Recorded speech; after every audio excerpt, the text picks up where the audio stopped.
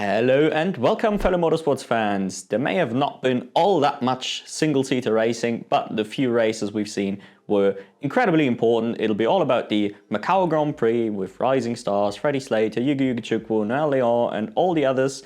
We will also talk about the conclusion of the Indian and the Chinese F4 and of course the biggest karting race in the US.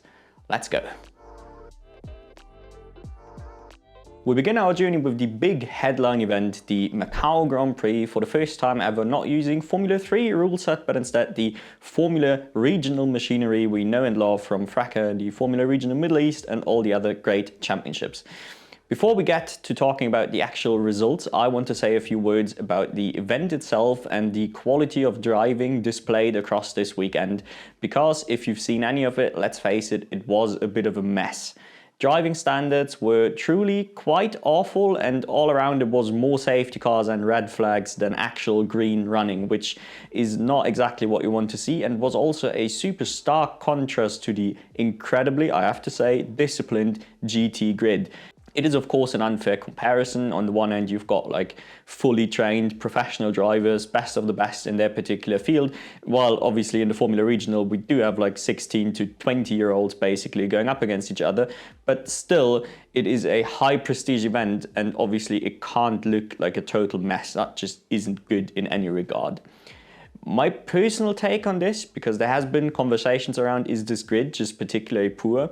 And I do not believe so at all. In fact, I do think it was an ultra competitive grid, especially for the Formula Regional level. Yes, of course, in the F3 machinery, the average level was a little higher, but honestly not too much. It felt like all the teams tried to bring the best appropriate drivers for the job. But as a result, with this competitive of a grid, it felt like everyone was just pushing each other really, really hard, and basically just drivers that lacked the discipline not to push beyond their own abilities yet, which again is fair for like 16-year-olds, but either way, this needs to be sorted out going forward, because like this, it is hard to take it seriously. Nonetheless, the actual result obviously matters, and here we had Ugochukwu domination across quali and the quali race, and of course the race itself. Sure, it's Macau, and like I said, not a whole lot of green running anyway, so largely this success has been dictated by his quali performance and putting it on pole. But I do have to point out he did what he had to do basically by just comfortably controlling every single restart. It wasn't close, he wasn't ever particularly pressured from Oligote, it felt like. So definitely as controlled and dominant of a victory as you can get in conditions like these. So yes, it was a mess of an event, but this shouldn't take anything away from what Ugo did here. And it really begs the question, where has this Ugochukwu been all season long? It doesn't make any sense. He's been so like mediocre, for lack of a better phrase, in FRACA. Having him come out the gate hot here and like dominate was super surprising to see. And interestingly, obviously, he wasn't racing for Prema, even though he was racing for Prema in FRACA. And he will be racing for Prema in F3 next season. So I thought that was another quite interesting thing there. Maybe something off with Prema and Formula Regional and the way they run it. I don't know. Just throwing this out there as food for thought, basically. Talking about the Prema stable though, we did have Freddie Slater as the best running Prema, despite it only being, well, I guess officially his first weekend in Formula Regional machinery. Of course, he's done a GB3 cameo, so he has raced faster cars than F4. And knowing Freddie Slater, he has done about as much private testing as you can reasonably do.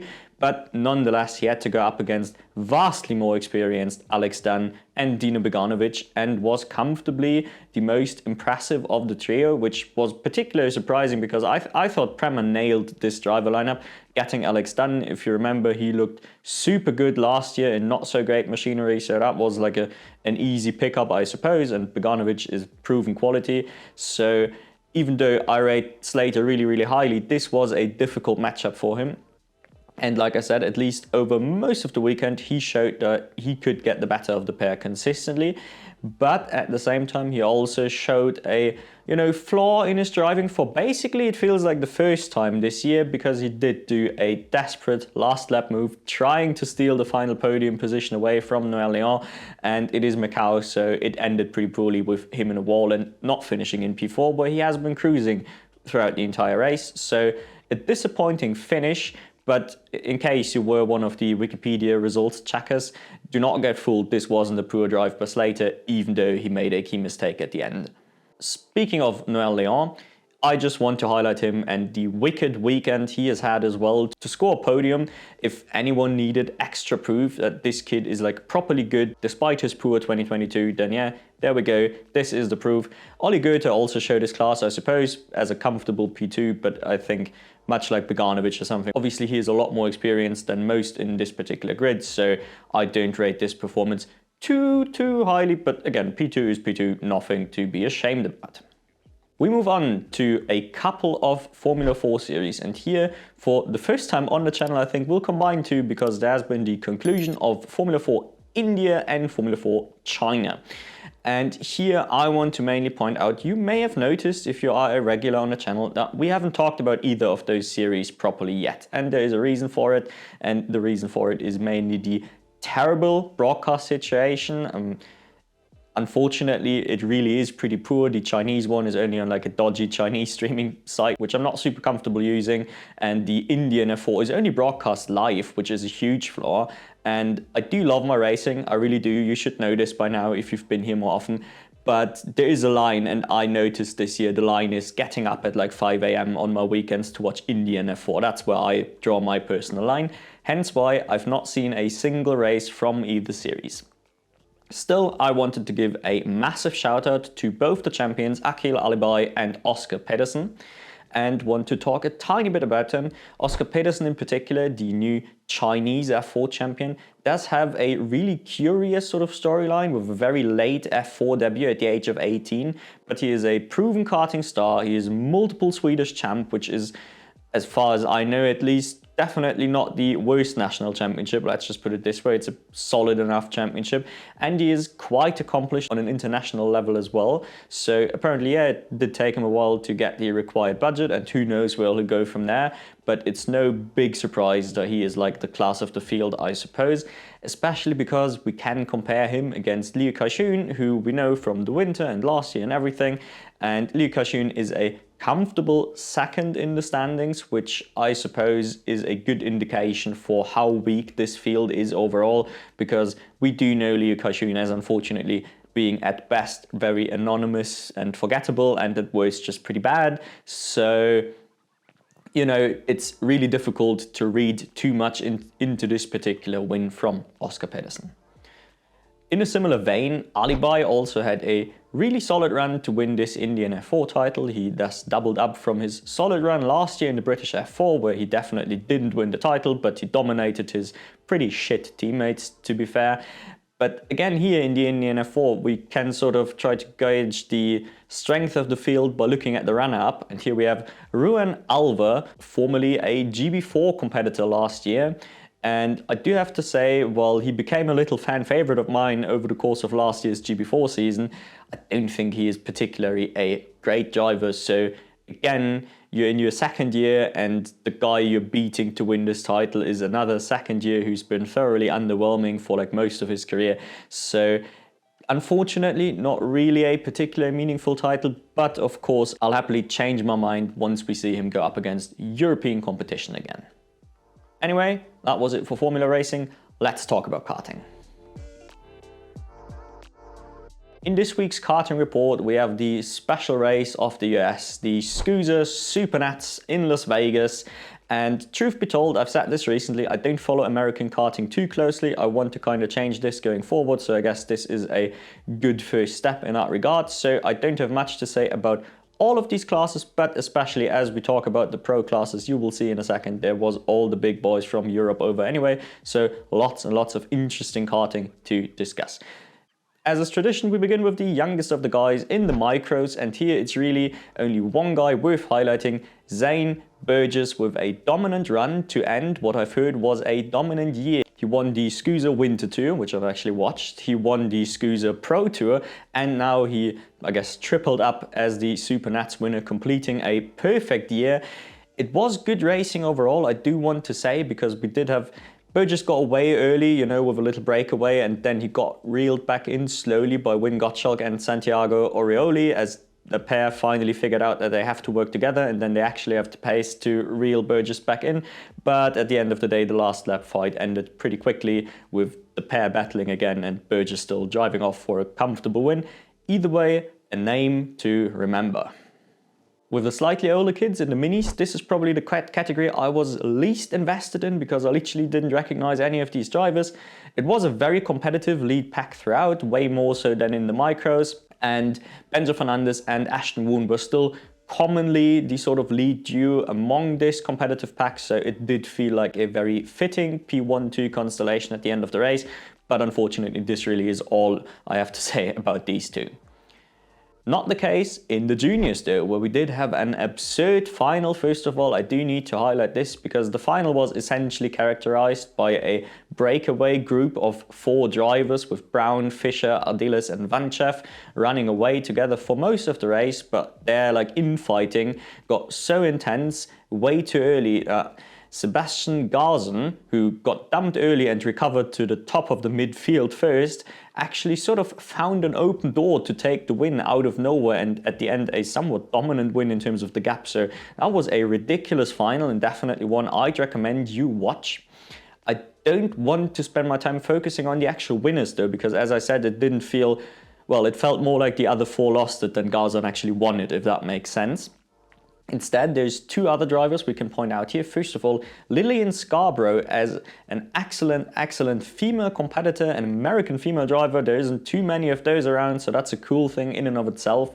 And I don't think we have talked about her despite her venturing into Europe a couple times this season.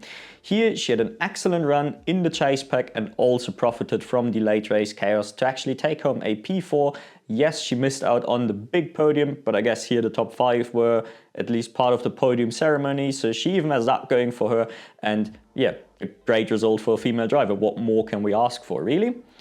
And then at the same time, we had one European guest starter making headlines here, Lev Krutoholov, who we've talked about recently as he stepped up massively in his last couple of races anyway, and I sort of noticed him more than I ever had before.